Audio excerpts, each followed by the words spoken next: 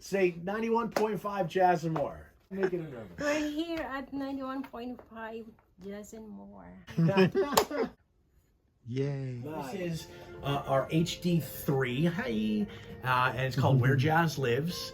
And here we play like all sorts of legends jazz, smooth jazz. Right now we're playing in Spyro Gyro. Spyro Gyro? Yeah, that's it, exactly. And here we have like, we do the Breakfast with Blue Eyes. This is like one of our side channels.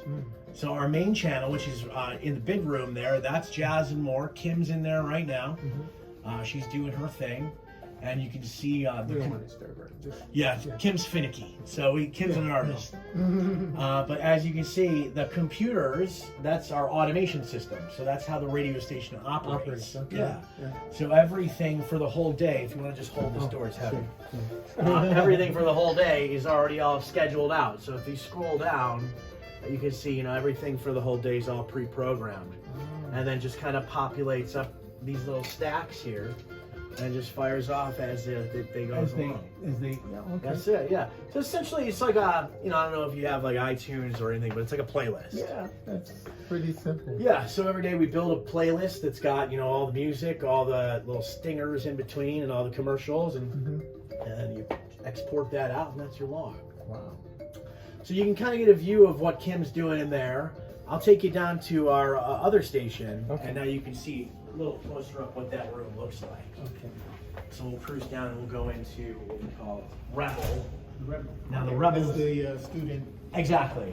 So now the students come back on the 20th. So right now it's kind of quiet in there as we kind of get ready for them to come back in, because it's like a top 40 station, alternative kind of station. So does all the three stations, are they just like the main one? Well, sort of. So It's not 24/7? yes, they all operate 24 hours a day, 7 days a week. But our the Jazz and More is our FM station.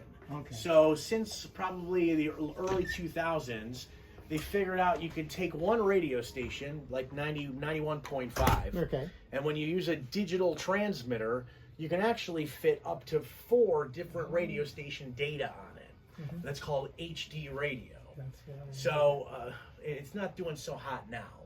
But like right when satellite was coming out, terrestrial radio freaked out. And they said, how do we compete?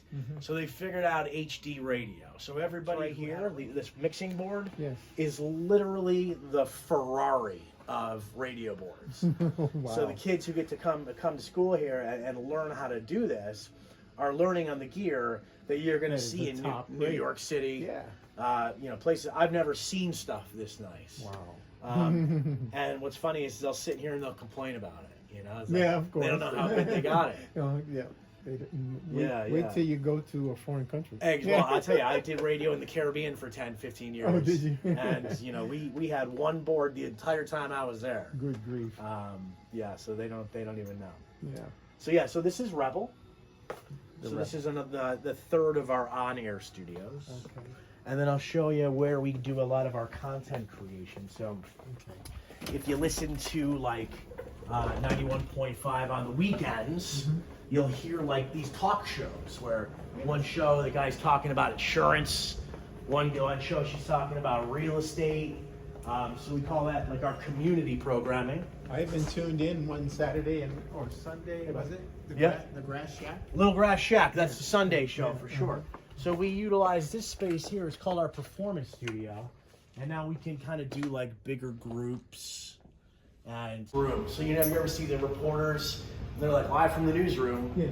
That's what that is essentially. The lights are off, you can't really see, but when the semester's going, they'll all sit in there and discuss what the news is for today, what's coming up on the show tonight, that sort of thing. Behind that door there is where we keep all of like our camera equipment, all the lights. They've got such a huge selection of gear. It's incredible. Okay, good. So this is our TV studio. Just watch your step. Got a state-of-the-art TV studio for them to work in. Yes. Oh, Pretty wicked. that's a nice camera. Is that a camera?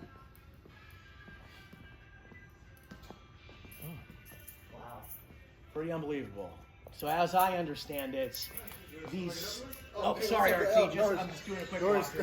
Like, hey, who's this guy? Yeah, it's like So as I understand it, when I believe it was Fox, the local affiliate here, when they got new studio stuff, instead of like trashing their old gear, they gave it to us. Donated to. So we just had to, I think, probably go pick it up, put it back together, or RT did. Yeah, we. A little podcast turns out to be quite the little hangout for all the kids. Oh.